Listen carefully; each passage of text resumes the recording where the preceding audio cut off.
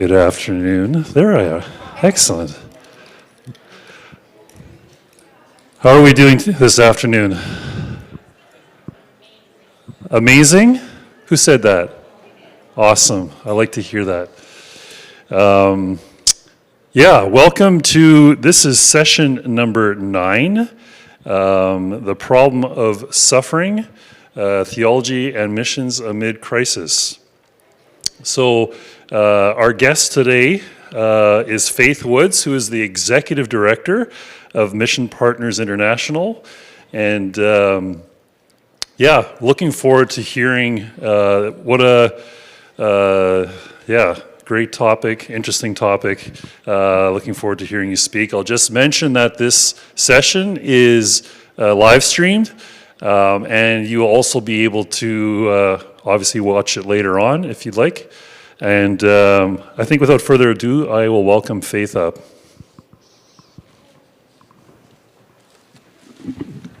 Thank you so much. So this is how this happened. This is our first time at Mission Fest Manitoba, and they sent out the invite for people to have proposals to have a breakout session. I said, that would be fun. I'd like to do that. And at the time, all I had was a title. This was the title that came to me. And then when they said yes, I'm like, oh no, now I actually have to come up with a presentation. Now I actually have to do this subject justice. Because I realized what I had said yes to is something that is a very serious subject. So before I dive into the theological information, I just want to be clear, I am not a theologian. I have no Bible school training, but I do have life training. So there's no way in 30 minutes that I can really do this subject complete justice, even from a biblical standpoint. But before I share anything about what the Bible says, I want you to know that I have personal experience with suffering. And this is just a contextual thing for you, so you understand that I'm not saying this from a flippant point of view or to diminish anyone's feelings or experience of suffering. But in 2016, my husband of almost 20 years passed away. I was now a single mom with 4 kids. My oldest was 18 at the time. I didn't have a job. I had a mortgage. We lived on a big farm property that was much too big for me to take care of myself. So there was a season of suffering that I had to go through, but God was so faithful in that, that He brought me to a point of healing, restoration. So I understand something of what it means to suffer. Maybe not in the way that you've experienced suffering or people that we serve overseas do, but I do know something. So suffering is inevitable, right? Everybody's experienced suffering in some way. It's a part of the human condition. We cannot be human and not suffer and have pain. So this is a really important subject for us to discuss. We really can't avoid talking about suffering because I think as human beings, when we suffer, the question that we always ask ourselves is, why? Why do I have to go through this? We have this innate need to ask questions, and questions are good. So I want to point out no amount of discussing suffering, it should never diminish the way that you feel about the experiences that you've had in your life. But pain is hard. But it's actually okay to have a moment where you lament before the Lord and you express, Lord, I'm hurting. I'm in pain. I don't understand what I'm going through right now. I don't have answers. That holy lament is okay. But I advocate that we can't truly live in God's grace and peace until we reconcile our faith with our experience of suffering. And we cannot pursue God's purposes for us or our corporate purpose as His church until we learn that the darkest valleys become the places where we become most keenly aware of God, His presence, His love, and His purposes for us and for all of creation. Let's see if I can figure this out. Oh yeah, I got to point it up there. Aha, all right. The what of suffering. So let's use a definition. I love the idea of teaching. I always wanted to be a teacher, so let's start with a dictionary definition. Okay, this is going to be difficult. All right. What does the dictionary say? Enduring pain or distress, sustaining loss or damage, misery, sorrow, agony. So, how do we understand suffering? How do we understand what suffering is? How do people within a society or culture understand suffering as it relates to their personal experiences? We want to avoid suffering, right? Put up your hand if you want to say, I would like to never, ever suffer ever again. Personally, I'd like to not ever have to go through anything bad ever again. 19th century German philosopher Max Scheler says this: an essential part of the teachings and directives of great religious and philosophical thinkers the world over has been on the meaning of pain and suffering. One of the primary ways that our culture, philosophy, and religious systems, and even governments throughout history have assisted citizens is to train them how to go through suffering. Because we all have that internal drive to understand why we're suffering. Why are we in this world? What's our place in it? We need to know that in our suffering, that it's not a waste, that our life is not a waste. Unfortunately, our Western secular culture has done a really, really bad job of helping its citizens to understand suffering and how to cope with it. Aha. Anthropologist Richard Schroeder says this in The Big Three of Mortality. Human beings apparently want to be edified by their miseries. Solomon himself, in his great wisdom, says in Ecclesiastes 1:2, meaningless, meaningless, says the teacher, utterly meaningless. Everything is meaningless. So, why does Western culture perceive suffering as negative? Why do we see it as something bad? Because we all feel that, right? Suffering is bad. We shouldn't have to go through it, yet we do. So, in history, when the Renaissance happened in Europe, secular thought began to replace religious thought. And that became the basis on which our ideas of what the meaning of life is became based on that. And also, when that happened, our view of who God is, what his nature is, and our relationship with him also began to change. Timothy Keller says this: often the unstated assumption of many people is that it's God's job to create a world in which things benefit us. Secular culture tells us that happiness must be found in this world now. God, if he exists at all, his duty is to make our life comfortable and to make us happy. If he hasn't done that for us, then somehow he's failed us. Secularism preaches that culture, and this is a culture that's seeped into the church. So what secularism says is, like, if we just work a little harder, if we just have a little bit more scientific research, if we just try to work together a little bit better, maybe we can work on our governments and make the governments take care of people better, have better technology. If we do all that, then suffering will be eliminated. Because can't we do it on our own? That is the cultural norm that we in North America live in, and that's what it teaches. So, what about kinds of suffering? Have you ever thought about the fact that there's different kinds of suffering? I'll go through these pretty fast. So, there's a book by J. Bryson Arthur called A Theology of Suffering, and he identifies 5 different types of suffering. Deserved suffering is the first one. So, if I was going to go out and I'm going to rob a bank, let's say I rob a bank, I get caught, they put me in jail. I would probably feel like I was suffering, right? You would probably say that I deserved it, right? So that's a little bit of a twist on the idea of suffering. Sometimes things happen because we've done it to ourselves.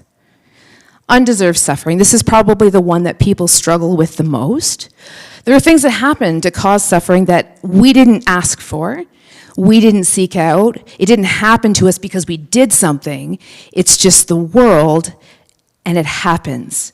And this is the one that really causes people to say, why? Is there even a good God at all? Because I'm suffering right now, so I don't understand. Inner suffering is the next one. Inner suffering is about not something that we've experienced, not something that happens to us. It's something deep inside us. It's at the level of our identity and how we understand who we are. We are profoundly happy with our own existence sometimes. You could use the word angst to describe it. A sense of meaninglessness at our core of our being, that we don't understand the world and our place in this world. It's like what Solomon wrote in Ecclesiastes. It's meaningless. Meaningless. Everything in this life that I've experienced with all of his wealth and wisdom, it's meaningless. Despite what culture believes, we know that we're finite, right? Everybody knows we're finite beings.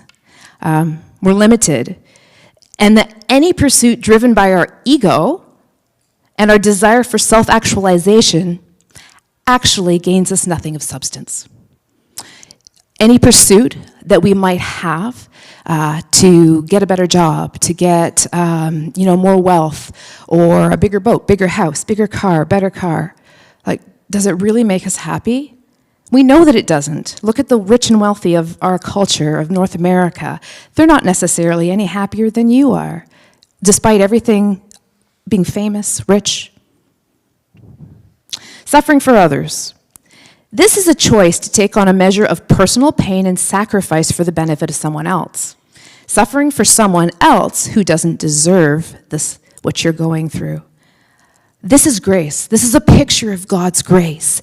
It can't be denied that it's pure, it's good. So if I choose to take on suffering and I do something for someone else that causes me some pain, but it causes them great good, would you say that's good, or is that bad? Might be bad for me, but I've chosen it for the benefit of someone else. Suffering for God. We'll focus on this a bit more later, but for now, let's just say that this is a willingness, like the apostles, to suffer for Christ, for God. So I hope that even in this small little bit, you see that not all suffering is the same. There's different kinds of suffering, and it's a much more complex thing than maybe we like to think. Paul says this in Romans 5:3-5. Not only that, but we rejoice in our sufferings, knowing that suffering produces endurance, endurance produces character, and character produces hope. And hope does not put us to shame, because God's love has been poured into our hearts through the Holy Spirit who's been given to us. James says this, count it all joy, my brothers, when you meet trials of various kinds. Joy, yes. Thank you. I have to point it right at it. Count it all joy, my brothers, when you meet trials of various kinds, for you know that the testing of your faith produces steadfastness. So, suffering is complex. It has a multitude of ways it presents itself in the human condition. But where did it actually come from? Why do we have suffering at all in our world? Because some people ask that question. Okay. Likely, creation always contained a capacity to feel pain of some kind. Think of, Adam and Eve, they're in the garden, they touch a thorn. It probably produced pain, right?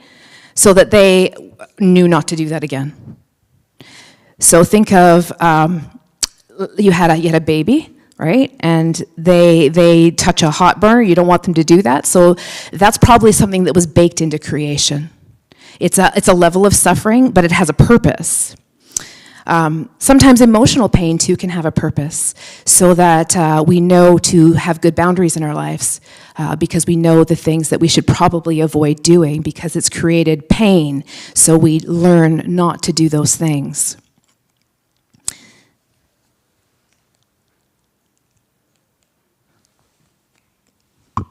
Aha, okay, Adam and Eve. The moment that Adam and Eve decided to eat the fruit, the moment that they decided to disobey God, they decided not just to eat a piece of fruit, okay? It was much deeper than that. God had said, don't eat this. And they said, no, I want to do things my own way. I know better than you, Lord. I know what's good for me.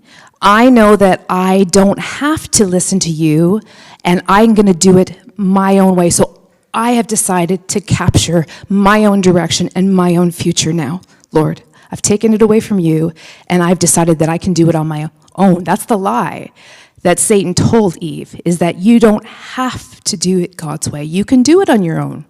You can get there on your own. You can figure it out. But our nature and the entire creation was corrupted from that point on.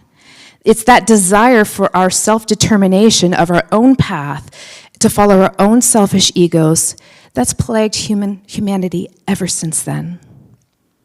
But unfortunately, left to our own devices, to manage our own affairs, we don't seek answers in the eternal. We seek answers in the material things of this world. And we see that that's happened.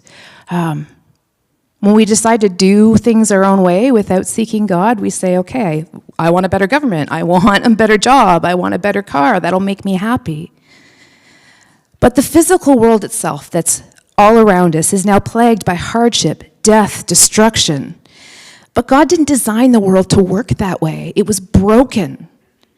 All of creation was broken the minute that Adam and Eve chose the path of self-determination. The perfect peace that they had enjoyed was destroyed. Their relationship with God was damaged. And then for all mankind, our relationship with God is damaged. Our relationships with others are damaged. Our relationships with ourselves are damaged. Our bodies, even our relationship to nature, is not working the way that God created it to. The world is broken, and this causes so much suffering. So, does suffering have a purpose? We'd all like to think that it doesn't, because we all want not to suffer. We don't want to have to go through these things. But is there a good purpose to suffering at all?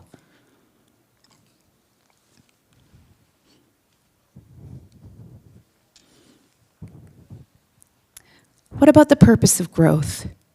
Suffering causes genuine pain, and it's so much easier to make an assertion that suffering must be evil. I don't like it. It feels bad, so it must be evil. Couldn't God, in his infinite power, just eliminate all suffering for mankind entirely? He's an all-powerful God. Couldn't he do that? But is there really no purpose to it? Do we know that for a fact? Do we know that conclusively with 100% certainty that there is no purpose at all for suffering of any kind? Could there be a greater good that we just don't see? What if God's greatest purpose for us is not a life of comfort, of pleasure, but a life lived in greater trust in his provision? Maybe that's God's purpose. Is it possible that more than comfort for right now, for today, that God's plan for our lives is to bring us back into relationship with him? You see, the funny thing is, and you see that the apostles talk about this in the scriptures, that suffering, more than anything else, opens our hearts to ask that question, why? We are driven to say, why am I going through this? Lord, what is the purpose of this? Please, I need to know. It drives us to search for answers. And it exposes the lie in a way nothing else can in our lives that, well, wait, no, we actually can't do it on our own. We don't know everything. We don't know how to live life on our own. The secular culture doesn't give us the answers that we need. When pain and suffering and angst exposes that lie that we really can't do it on our own, somehow we become desperate for something else. We seek out God.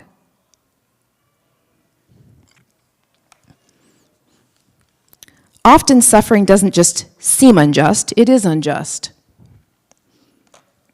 Sometimes we're treated unfairly by others. Sometimes disasters happen. We work in the country of Ukraine. I know that as well as anybody. We feel very deeply when a child dies from a disease, for example. But the thing about ultimate and eternal justice is that one day in eternity, God will make everything right. Everything. Every injustice that you see around you, everything that you say, God, this isn't right, this shouldn't be, you're probably right. But one day God will make it all right. Judgment deferred is not the same thing as judgment never to be. Just because you don't see the justice restored today doesn't mean that it never will be. The funny thing is that at the end of time, all injustices will be righted. This is God's promise to you, that no injustice will go without payment, even if God's timing just makes it feel that way right now. Tim Keller says, heaven will make amends for everything.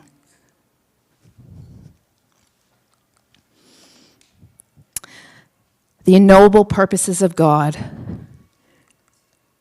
Romans 8:28. How many people know this scripture? Many of us have been told this for many, many years. We know that for those who love God, all things work together for good. All things work together for good, for those who are called according to his purpose. Paul says something, he says, no, we know. He means not that we understand. He means that we are seeing beyond today and trusting that God has a purpose, even if we don't know what it is. Even if we don't know right now, God has a purpose for it. No matter how difficult the circumstances are that you're facing today, it can't ever compare with the good and glorious plans that ultimately will be revealed, even if it's in eternity. So child versus parent. So I have 4 kids, all right? So I know what it's like. Kids want to do their own thing, right? They can be sometimes pretty temperamental about it. If they want to pick something off a high shelf, they want to play with the scissors because they look really shiny and pretty, and you as a parent, you're like, no, you can't do that. That's not going to be good for you. You're going to hurt yourself, right? What does the child feel in that moment? Oh, this isn't fair. I feel bad. You're being mean to me. I hate you, Mommy. But you as a parent know so much more than the child does. You see beyond. You say, you can't do that because it's not going to be good for you. You're going to hurt yourself if you play with those. So that is the difference between a parent's understanding and a child's understanding. But what about the difference between us as human beings who are finite and only see a limited amount, and the difference between an all-knowing, transcendent God who created the entire universe and knows everything? He sees what's the discrepancy between a child and a parent, and the discrepancy between us and an all-knowing God is vastly different. Vastly different. We can't possibly know everything. There may be what seems like an unjustified or harsh reality in the moment, but maybe it's actually a blessing. I'm going to give you a little example of the life of Joseph. So, Joseph, has anybody read the story of Joseph so I don't have to give a lot of details? Yeah? Okay. So, Joseph, favored son of his father, treated really great, but he has a whole bunch of brothers who really hate him, okay? And they want to kill him, actually, because they're so jealous of him that they throw him in a pit and they all conspire together. We're going to kill him. They eventually don't, but they sell him off to slave traders. He goes off to Egypt. Where does he end up? No, he's in a prison for years.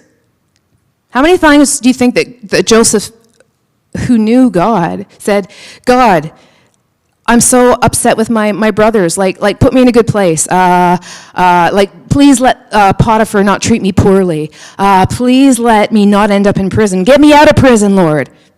How many times? Probably many, many, many, many, many times. But what if God had acted in the moment when he first said, let my brothers take me back. Let my brothers not sell me into slavery.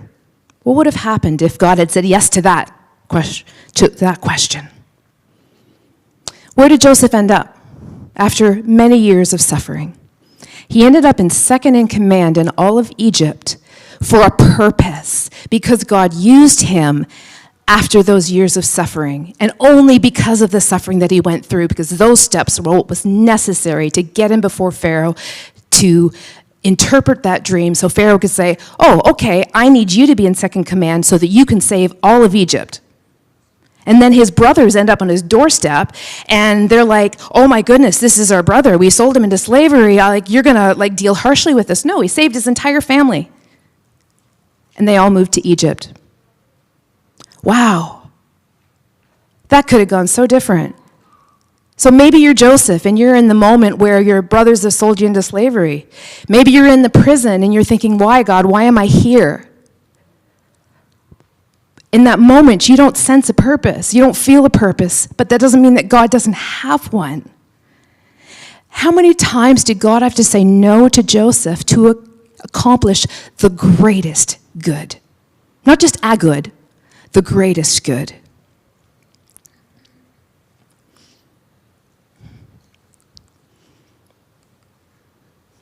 Redemption. Because we tend to turn to God in moments of suffering, God uses it to draw us back into relationship with him. It was painful. God suffered for us on our behalf on the cross. He suffered more than we could ever imagine for the purposes of redeeming us. In that garden, God could have just wiped out Adam and Eve in an instant. They disobeyed. He could have said, that's it, you're gone. He didn't. He said, no, I have another plan. It causes suffering for us as human beings, but it caused him much more because he sacrificed his own son for us.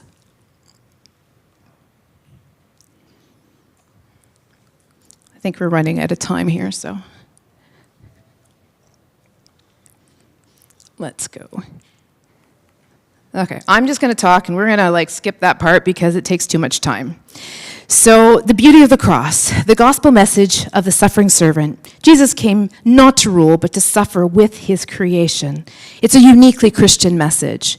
It's only Christ that can reveal that to you. Our suffering doesn't compare with Christ. This is a light and momentary affliction. It's preparing for us an eternal weight of glory beyond all comparison.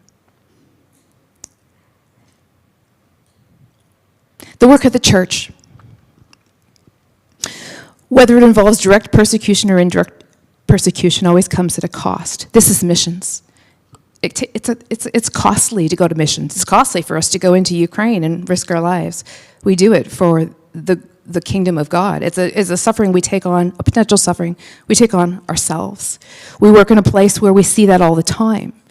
But there's a beauty there. There's a suffering, yes, but we see answers and stories that come back that are so beautiful because we see how it impacts someone's life and brings hope and joy where there shouldn't be any. Suffering, yes, but hope, absolutely. Absolutely. So we'll all suffer in this life, but the question isn't, will we suffer? The question is, how will you suffer? Will you let suffering destroy you? Or will you let it draw you to the foot of the cross? Will you be damaged beyond repair? Or will you face suffering knowing that God suffered with us and for us? Will you allow your suffering to grow your trust in him? This is how the world hears the gospel sometimes, through suffering. It's how people are drawn to the Lord.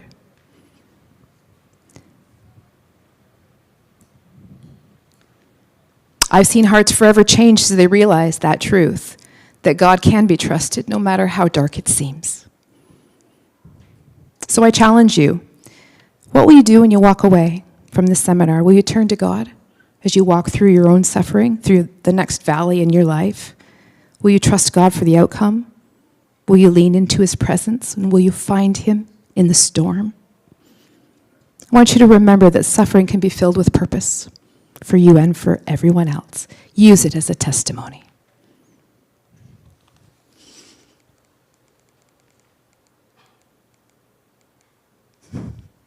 Thank you.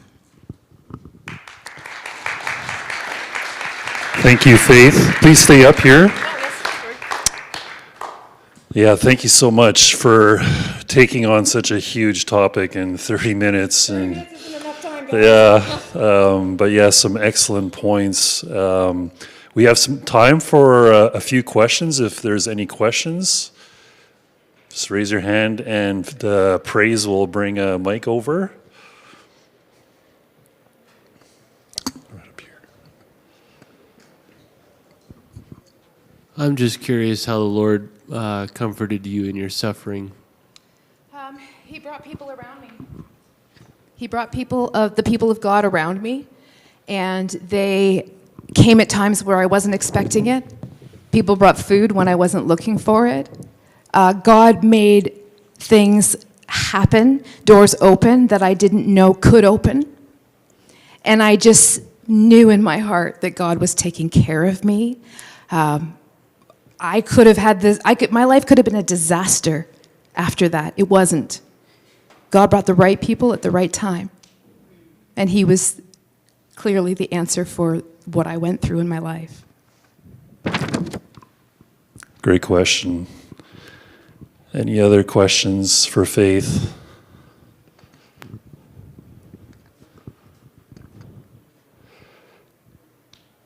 Yeah, I guess just something that I was getting out of your presentation is just the suffering, especially in the church context, in the Christian context.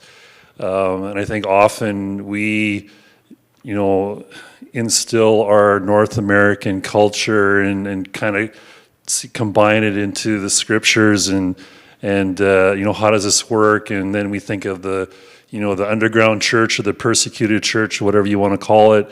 And that's there's just so many different aspects, and I think it's great that Mission Fest has made this a priority because I think it isn't, addressed, talked about. I think we try to, like you said, avoid it, but then even avoiding people who are going through it. Because it makes us uncomfortable. Yeah, for sure. It's a very vulnerable position, but I think that's where, love has no restrictions or boundaries, and I think, it doesn't take much to find a situation or someone that is in suffering and to come alongside. So thank you for being vulnerable and sharing with us this afternoon. So if you just join with me in just thanking Faith again.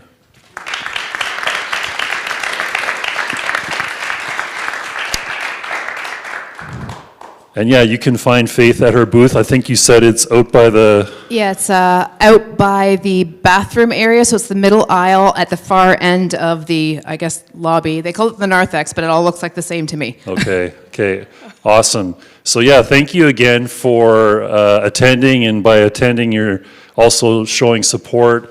So the next session in this room will be at 2 p.m., so in 10 minutes. And the title of that session is Strategies for Sharing the Gospel in a Country on Fire. I'm assuming that's not a literal fire, but who knows, maybe it is. So come out 2 o'clock, and that'll be Brian James from CEO Ministries. So again, thank you for attending this session, and enjoy the rest of the weekend here at Mission Fest. And if anybody wants to talk to me personally about this subject, then please do come by my booth. I won't make it about Mission Partners. I'll make it about you and your story, okay? Feel free to do that. Oh,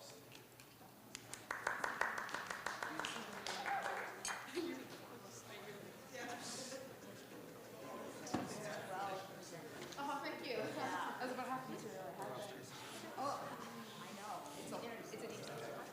Yeah, I was just thinking, maybe I'll come to your booth. Yeah. I'll do that. I worship.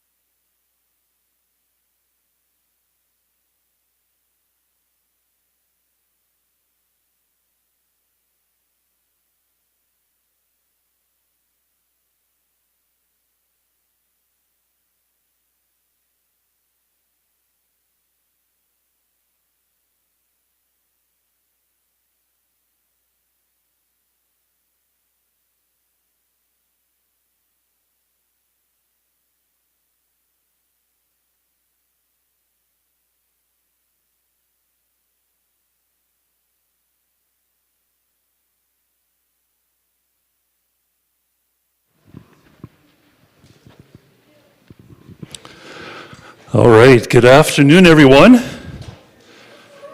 How are we doing here? Good? Excellent. So my name is Eric Lawson. I am on the Mission Fest board, and I will be hosting this session. So you guys are in for a treat. We have Amilcar, who is a Cuban pastor, who has been ministering in Cuba for 25 years. And then Victor, who has been serving on the front lines in war-torn Ukraine. So before I call up Amilcar, then I would like to say that this session is going to be live streamed, and you can also view this session on YouTube on the Mission Fest channel after the event, if you'd like. So without further ado, I'm going to call up Amilcar.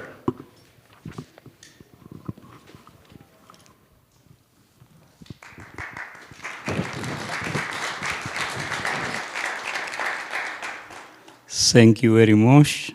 It's a great honor being here, sharing with you guys. I want to clarify, my pronunciation is not good at all. So if I say something wrong, you can blame my pronunciation, but don't blame me. So anyway, it's great being here. How many of you have been in Cuba any time? Thank you for visiting my country. So Cuba is a very particular country. I know that some people have been visiting, for example, Dominican Republic, and if you visit Dominican Republic, you will see something similar to Cuba, like the houses, the buildings, some neighborhood. But the reality is that the difference between Cuba and countries as Dominican Republic is a big difference. And because the position of the Cuban government is a very hard position, controlling people instead of blessing people or giving to the people the freedom or the to make businesses and do what they can do. So how to share the gospel, how to plant churches, how to teach people in when you are living in an environment where everything is against the church. There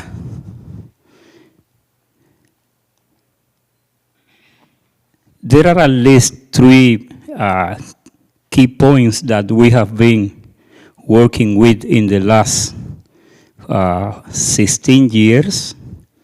And the first is sharing resources with the poor. When you say sharing resources to the poor in Cuba, it means you are sharing resources with the 80% of the population in Cuba. 80% of the population in Cuba, you can consider them poor. They don't have enough money, they don't have enough resources, they don't have transportation, they depend in many ways to the government, and because the government is not giving to them the services that they are needing, then they are living in a very poor condition. So for 16 years, we have been sending food to Cuba and preparing food and inviting people. I remember in 2013, we did an activity like this in Cuba, and in my local church, we had about 75 people coming to the Lord. And we had probably 50% of those people baptized. And probably, all of them are still following the Lord, seeking the Lord today. Some of them in U.S., they found a way to leave the country, but they are still seeking the Lord. They are still following the Lord. So providing food in Cuba is a great opportunity, or medicine, or some other attentions, going to the hospital and visiting the elders, and these resources are providing us a great opportunities to share the gospel. By the way, let me give you a detail. In Cuba, only about the 6% of the population is Christian. About 80% of the population believe in the witchcraft. They are involved in the witchcraft. I came from the witchcraft, and I praise the Lord because the Lord saved me. But doing this work is a good opportunity, showing them the love of the Lord, not by word, but by work. So we have people coming to the Lord when we are telling them, Jesus loves you, but we want to share with you food, we want to share with you medicine. And many of them say, why are you doing that? What if I am not receiving the Lord today? But anyway, I want to share with you this, because I know how much the Lord loves you. And in some cases, we had people that they, after 7 years, supporting them, helping them, they came to the Lord, opening their hearts to the Lord. So praise the Lord for. One more important point to do this, to share the gospel in a country like Cuba, is doing it in a relational way, very, very close way, like one by one. I am knowing you, and I want to share with you, and I want to work with you, and let's do it. And in this, for example, here in Canada, in many churches, I have seen that sometimes the people, they don't know each other. They go to the same church. They can even say good morning when they go in, but they don't know each other. But there is a powerful thing happening when you know people one by one. I know your name. I know who you are. I know what you are struggling with. I know, and I can help you. I want to pray for you. I want to be with you. When you need me, here I am. And this kind of relationship can transform people, even in very communist countries like mine. So, sharing the gospel is not only speaking to many people in public places, but also sharing the gospel is happening when you are one by one. Hey, I'm here for you, and I want to work with you. I want to be with you. So let me be part of your life. I remember I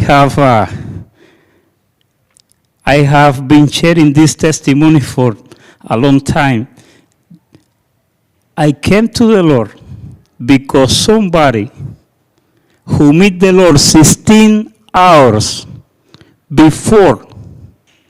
Can you imagine somebody knowing the Lord and 16 hours later came to me and say, hey, the Lord loves you and you will see his power. And I saw his power. Because one guy, 16 hours later, becoming a Christian, came and said, hey, the Lord loves you. And this guy was with me for about 10 years. So it's so powerful, one by one. We think, oh, we need numbers, big numbers. We will reach Winnipeg when we preach the gospel to thousands. Maybe, but you have no idea what the Lord can do when you are preaching one by one. Take one and be with Him for a while. And the third point is small communities, house churches, study groups. I don't know how you want to call this kind of small gathering. But in my life, every time I have been experiencing this feeling of growing with the Lord, I have been involved in this kind of small groups. Do you know what I am talking about, right? Small groups. We need to make a strategy where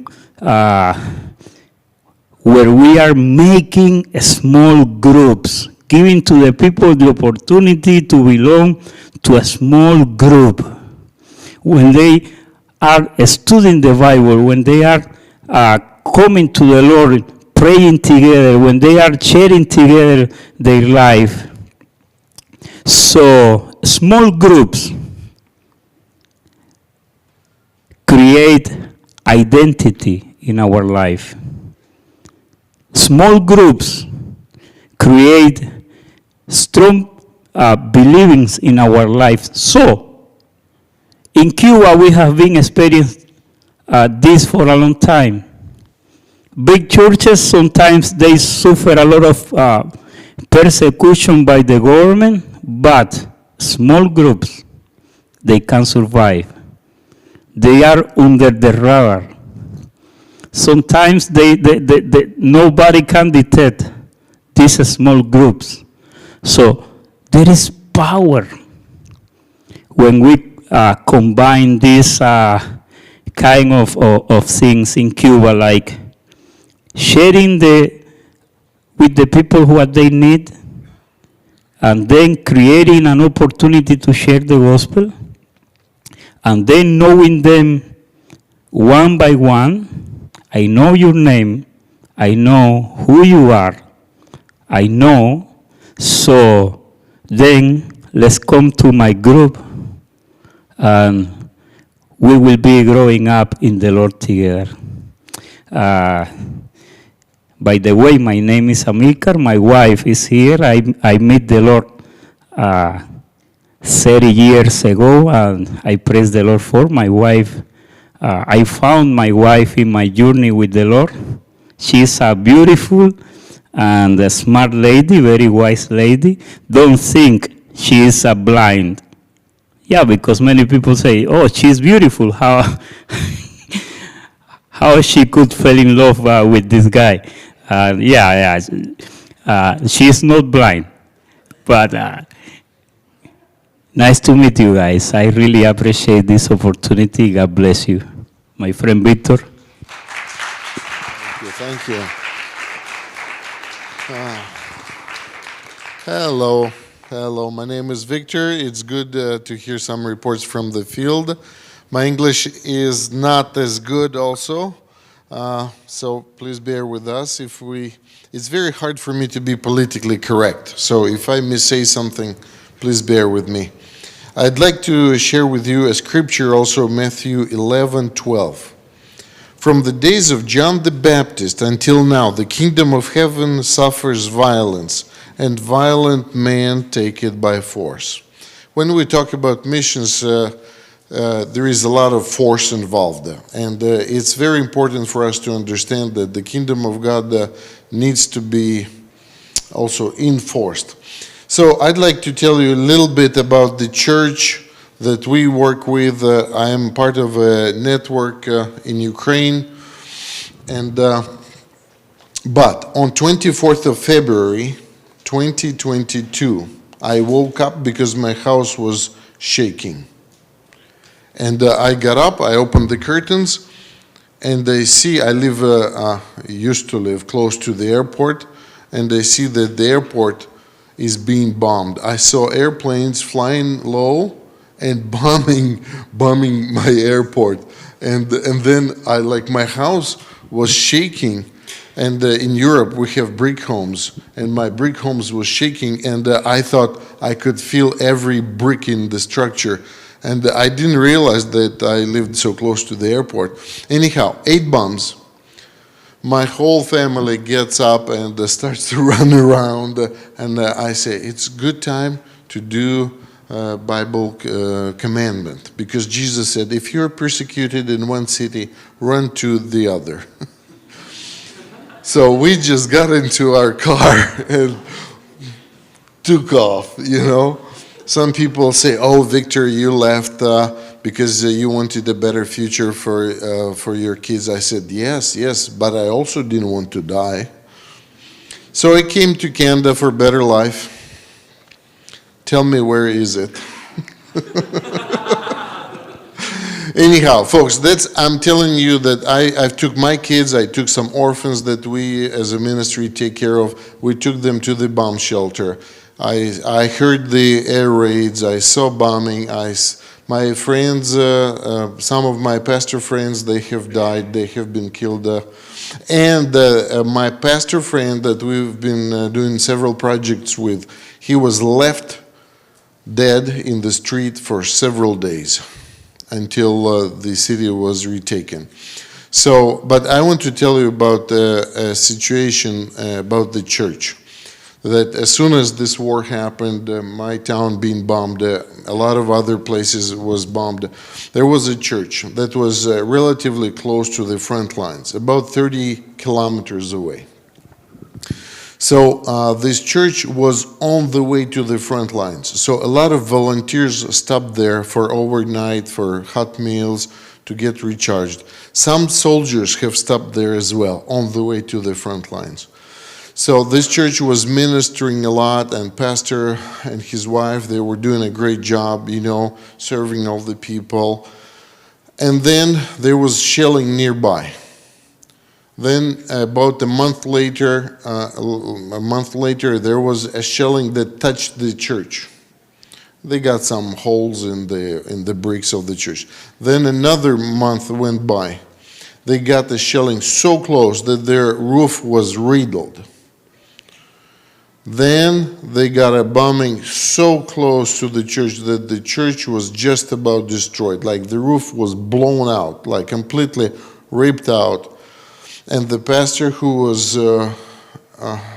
ministering there, he couldn't take it anymore. And he just had a heart attack and died. So his wife, being a young lady, about 60 years of age, she picked up the torch and started pastoring. She started pastoring there. I don't know, ladies have more stamina, It's truth. So she started ministering, doing the same thing, but before we get to the then part, what were they doing? They had a bakery, and I know a deacon there who was doing, he's a great cook, and he would make pizzas, Ukrainian-style pizzas, and he would make borscht and everything. And people from the town, they would, during shelling especially, they would run to the church, run to the basement. They would, they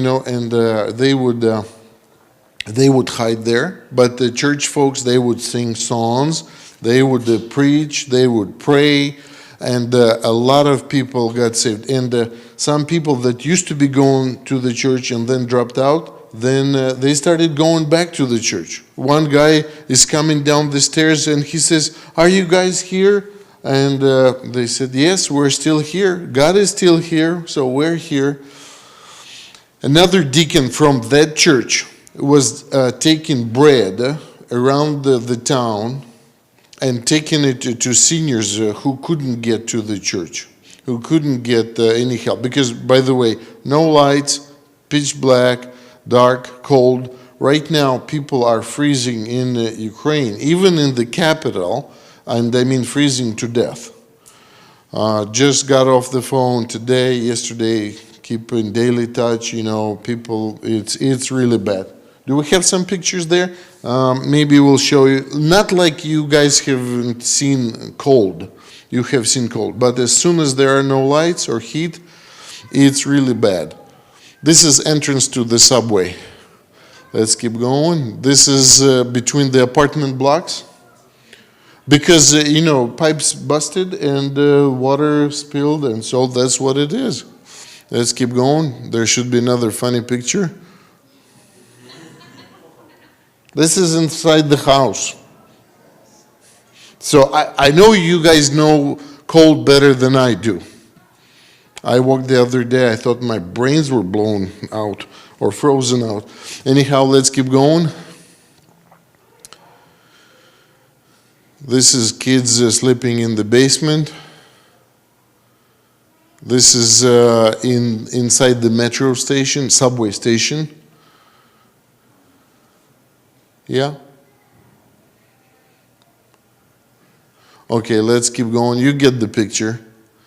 This is what we say survival tents. You saw it covered in ice, So we have a little heat there. We have hot tea. And we have some crayons going. We have some children's ministries going. And we can provide some.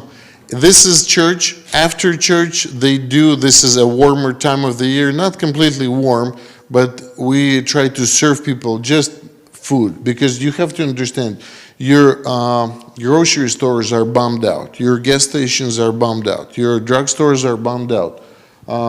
So people now are very happy to come and get a hot meal. And we as a church, we try to use it, like this is just normal folks.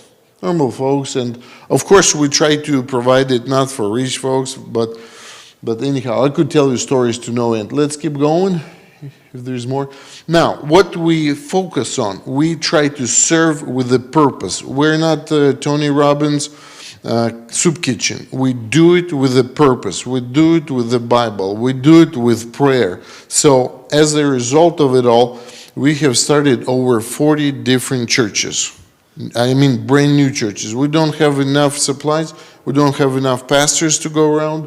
But this is one church, and they're all different sizes. Let's do another one. It should be a house church. This is a small church, house church, somewhere in a small town. I won't bug you with a bunch of pictures. This is the lady that picked up after her husband. This is the lady that picked up, and this is the church. Okay, let's go to another. There should be a video.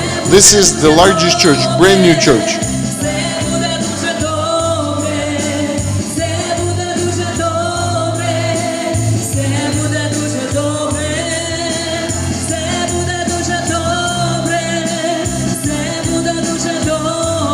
So this is another church. It's a little bit larger. Let's have a look at.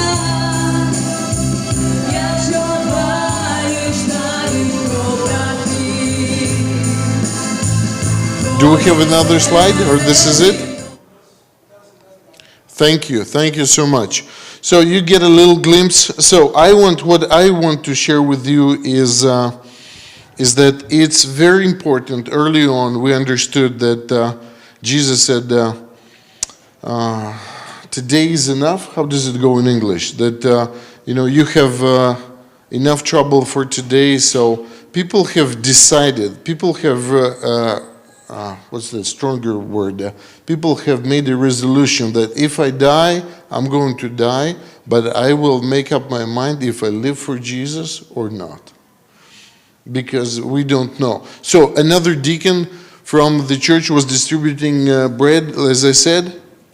He got hit with a missile right next to the apartment block that he was going to deliver bread for seniors. Killed. Another distribution center, husband and wife came there from work, and they were doing distribution. They got hit with a missile. This couple and another 8 people died, and they left 2 beautiful boys behind them. because they made their mind. They need to serve the Lord. They were there with people. So it's very important. It's very important to be rich, skinny, rich, and happy, but it's very important to know that you're serving the Lord, because you may die any day. So that realization came early on. Another thing is that we realized, and I do a bit of it, is that we need to take care of our pastors, of our church leaders, of our chaplains. Why? Because they go and they minister to broken families with the fathers that have died in the war and so on. And we had a case that in one of our drop-in centers, lady's coming in and she's crying. And the leader of this drop-in center says, what's going on? And she says, I don't know how to tell my daughter that her father just died in the war.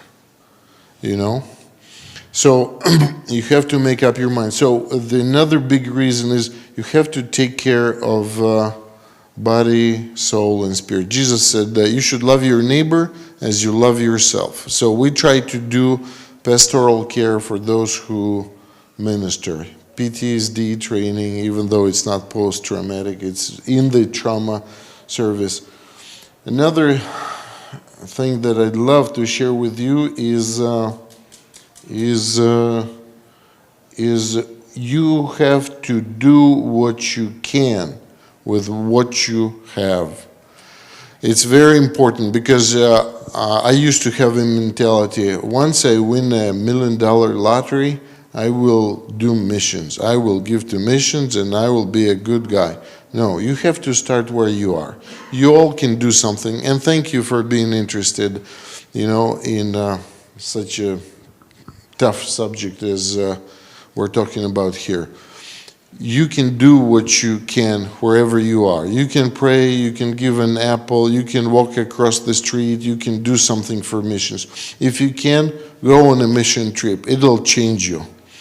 Whatever country, there is a multitude of ministries here, and some of them I worked with. Eurasia. That ministry, Eurasia ministry, maybe you walked by, we got thousands of Bible from them in Ukraine. We have distributed thousands of Bible with that ministry. And so decide early on that you're going to live for Jesus. Do what you can with what you have, wherever you are.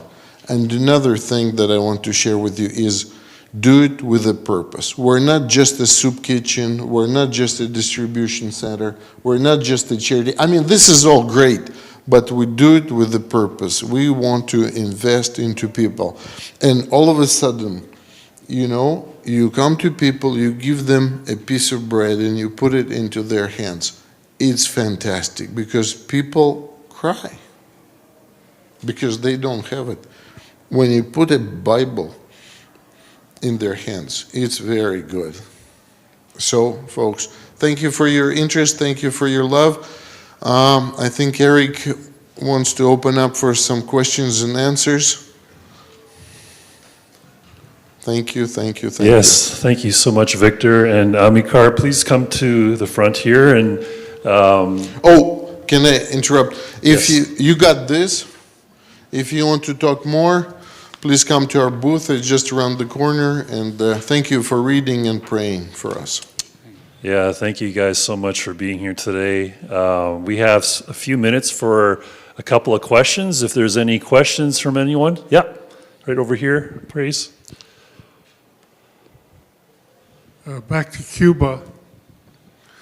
I think you mentioned that 80% of Cubans are into witchcraft.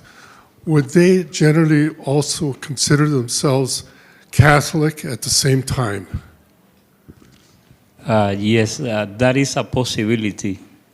But there is a big mix between the witchcraft and the Catholicism church. The Catholic Church, for example, I grew up, as I told you, I grew up in a family very involved in the witchcraft. And I found curious that the same idols my grandma was calling them with the African names, and then my aunt was calling them according to the Catholic names, but the same, exactly the same idol. So it's, it can be possible. But 80% of the Cuban people, they recognize that they believe, or even worse, that they practice the witchcraft as the witchcraft, not even as Catholic. And with all of the years of Marxist influence, what percentage of the population might consider itself to be atheist in Cuba? Honestly, it was a lie of the government. What the government did when the Cuban Revolution took over the country, the way they took over also the highest witchcraft authorities in the country was that way. They say, we don't believe in anything. If you believe, I would put you in jail. But it was the way they make the people refusing their believers, and they say Fidel is our God, Fidel Castro is our God, but people were still believing in everything they did before. And at the same time, what they did, the government took all the highest authorities in the witchcraft. They are using the witchcraft as a way to control the country right now. So what they did, they brought all those people close to them, like, I will feed you, I will give you more privilege, but you have to help us ruling the country. So this is what is happening behind, but this is not really that, like every Cuban people, almost every Cuban people, they believe, even when they say I don't, because it's not convenient to me say I believe, they do. Yeah, great questions. Anyone else with a question?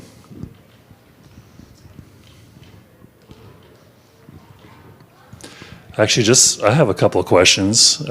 So, Victor, would you know what percentage of Ukrainians have left Ukraine since the start of the conflict? Are you ready? Over 10 million, which is like 25% of population. Okay. The good part is that now largest churches in Europe are Ukrainian-based. Okay. And I guess you've sensed that, or you've seen that there's a bit of a revival happening in Ukraine because of the conflict or war? Thank you. That's a good question, Eric. I forgot to mention, because we ask, where's God in all of this conflict? You know, like unbelievable stuff is going on. But now I can tell you where God is. God is there with people. The name of Holy Ghost means the one who walks with us. So Jesus is there with people. I have seen more miracles in my life in the last 3 years, 4 years of war, than in 30 years of ministry before. Like unbelievable stuff, provision, God's blessing, open doors, opening churches. Yes, there is bombing, but God is still working. Yes, we need to die sometimes. You know, like some people said to me, oh, Victor, can we go to Ukraine? I said, sure, you can go. I just don't promise. I said, most people come back. It was a joke. And Victor, one more question. Are you making any trips to Ukraine in your ministry? Yes, we make trips to Ukraine because we oversee a lot of humanitarian aid, and so we send teams to Ukraine, and I help organize that. Because we're distributing a lot of humanitarian aid, we need some supervision. Okay, excellent. Yeah, and Amir Kar, just a question for you. I know, as you mentioned, Cuba has been under communist rule for many, many years. And interesting how the connection, I mean, both of you have a Russian influencer that's causing a lot of this turmoil in both of these countries. Do you feel like the soil in Cuba is softening to the gospel, or do you feel like it's where would you say that's at right now in 2026? Well, I really believe that the Lord is opening a door, and the situation, it's been hard, and my people know that the situation will be worse. So they need hope. They need hope, and through the work we have been doing there, we have seen many people opening their hearts, and yes, I believe that sometimes the Lord is taking us through difficult times to show Himself. So something great is happening in Cuba too. That's awesome. Any last questions before we close? Okay, yeah, I would just, don't forget these guys. Don't forget the countries that we talked about. Don't forget the believers that are in these countries. Don't forget the hearts that are still yet to be revealed to the love of God. So thank you so much, guys, for being here this afternoon. Please join me in thanking them.